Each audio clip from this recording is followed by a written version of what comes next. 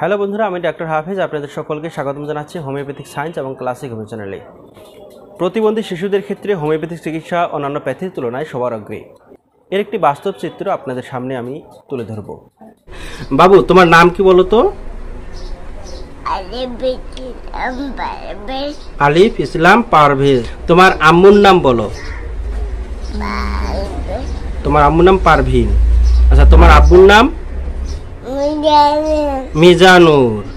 আচ্ছা, বাচ্চাটার বয়স কত? 3.5 বছর। 3.5 বছর।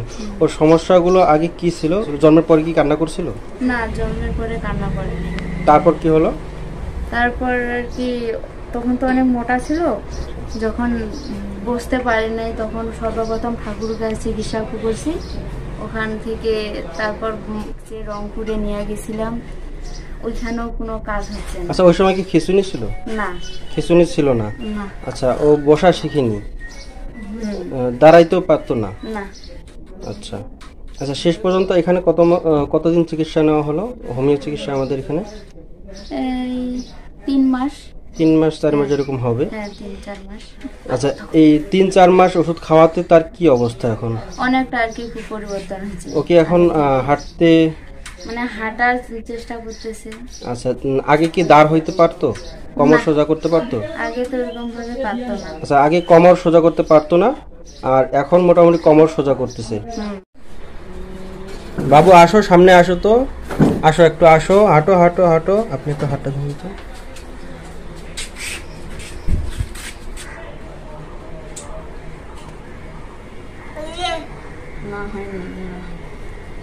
তুমি তোমার আম্মুর হাত ধরো। তুমি তোমার আম্মুর হাত ধরে দাঁড়াও। দাঁড়াও, সোজা হও, সোজা হও, সোজা হও, না হাত ধরে না। দাঁড়াও, আমার আঙুল ধরো। এইভাবে আপনি একটু সারি দিতে পারবেন দেখি? আমি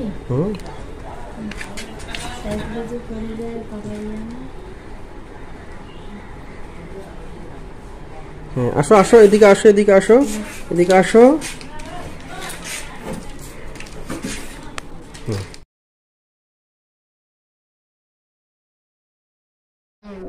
মানে কোনো কিছু ধরে দাঁড়ায় থাকতেছে, তাই তো? হ্যাঁ। আচ্ছা, কথা বলার কোনো উন্নতি হয়েছে কি? কথা বলার উন্নতি হয়েছে, তেমনটা না, অল্প অল্প করে হচ্ছে। আচ্ছা, যতটুকু হোক 3 মাসে যতটুকু হওয়ার হয়েছে। আর ওর আগে ঘাড়ের কি অবস্থা ছিল আর এখন কি অবস্থা? আগে তো ঘাটা মনে করেন যে এরকম ছিল, এরকম যেরকম করতেছে, এখন আর কি অনেকটাই টাইট হয়েছে। আচ্ছা, আর ও কি জন্মের সময় আঘাত লাগছিল নাকি? এইখানে একটু ফুলে গেছে, মাথায় ফুলে গেছিল। বন্ধুরা, আমরা একটা বিষয় মনে রাখবো যে জন্মের পরে যে বাচ্চাগুলোর মাথায় আঘাত লাগে, আমরা সাথে সাথে বুঝতে পারবো যে তার মাথায় কোথাও ফুলে গেছে কিংবা হয়তো লাল হয়ে আছে। আমরা এই বিষয়টাকে অনেক সময় গুরুত্ব দেই না, ঠিক ওই সময় অ্যালোপ্যাথিক ডাক্তার কিংবা বিভিন্ন ডাক্তারের কাছে যাই।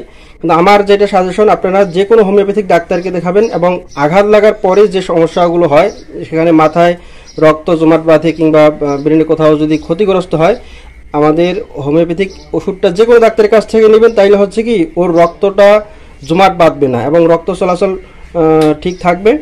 তখন কিন্তু তার এই সমস্যাগুলো আসবে না। বিশেষ করে এই বাচ্চাগুলোর মাথায় আঘাত লাগার কারণে অনেক সময় এই সমস্যাগুলো হয়। আরও অনেক কারণ আছে, আমরা সেই কারণগুলো নিয়ে আলোচনা করব পরবর্তীতে। তো আপনাদের যেটা বলতে চাই যে এই বাচ্চাগুলো যখন জন্মের পরে কান্না করে না, প্রত্যেকটা বাচ্চাই ঠিক এরকম, যে বাচ্চাগুলো অটিজম বা প্রতিবন্ধিতা থাকে তাদের কিন্তু বেশিরভাগই জন্মের পরে কান্না করে না। আর যখনই আমরা দেখবো যে বাচ্চারা জন্মের পরে কান্না করতেছে না, তখন একটা অভিজ্ঞ কোনো হোমিওপ্যাথিক ডাক্তারকে অবশ্যই দেখাবো, কারণ সেখানে তার হয়তো বা আঘাত লাগতে পারে, আরও অনেক কারণ থাকতে পারে। সেই কারণগুলো বিবেচনা করে কোনো বিশেষজ্ঞ হোমিওপ্যাথিক ডাক্তার যখন ওষুধ দেয়, তখন ওই সমস্যাটা ইনশাল্লাহ থাকে না। আপনারা ভালো ডাক্তারকে দেখাবেন, অবশ্যই অ্যালোপ্যাথিক ডাক্তারকেও দেখাবেন, বিভিন্ন পরীক্ষা নিরীক্ষা করবেন, পরামর্শ তো অবশ্যই নেবেন। কিন্তু দেখা যাচ্ছে যে এই বাচ্চাগুলোর ক্ষেত্রে অ্যালোপ্যাথিক ট্রিটমেন্টে যতটা উন্নতি হয়, হোমিওপ্যাথিক ট্রিটমেন্টে তার থেকে বেশি উন্নতি হয়। এই বাচ্চারা যেমন 3 মাসে যতটুকু উন্নতি হয়েছে, এর আগে অ্যালোপ্যাথিক চিকিৎসায় এত উন্নতি আসেনি। আপনারা এই চারাগাছটির দিকে তাকান। ছোট থাকা অবস্থায় এই চারাগাছটি তুলে ফেলা অনেক সহজ। এই বড় গাছটিকে তুলতে গেলে এই ওয়ালটি ভেঙে যেতে পারে। সুতরাং ছোট থাকা অবস্থায় এই শিশুদের চিকিৎসা নিন। যখন এটি বড় হয়ে যাবে তখন এটিকে তুলে ফেলা অনেক কষ্টকর হয়ে যাবে। ভূমিষ্ঠ হওয়ার পর যখন দেখবেন শিশুটি কান্না করছে না কিংবা মাথায় আঘাত পেল, ঠিক সেই সময়েই কোনো একটা হোমিওপ্যাথিক বিশেষজ্ঞ ডাক্তারের কাছে দেখান। নইলে এই বড় গাছটি যেমন একটি ওয়ালকে আঁকড়ে ধরে আছে এবং এই গাছটিকে তুলে ফেলা যতটা কঠিন, বড় হওয়ার পর এই রোগটি সারানো ঠিক ততটাই কঠিন। সুতরাং সময় থাকতেই চিকিৎসা নিন একজন বিশেষজ্ঞ কোনো হোমিওপ্যাথিক ডাক্তারের কাছে, এবং এই চারা গাছটির মতোই তার রোগটা সমূলে তুলে ফেলুন। কারণ অন্যান্য প্যাথির তুলনায় হোমিওপ্যাথিতে প্রতিবন্ধী শিশুদের চিকিৎসা সবার অগ্রে। ভিডিওটি এতক্ষণ ধৈর্য সহকারে দেখার জন্য আপনাদের সকলকে ধন্যবাদ জানাচ্ছি। আমন্ত্রণ রইল এর পরবর্তী ভিডিও দেখার জন্য। আপনারা সকলেই ভালো থাকুন, সুস্থ থাকুন। আপনাদের শারীরিক সুস্থতা ও মঙ্গল কামনা করে এখানেই বিদায় নিচ্ছি। খোদা হাফেজ।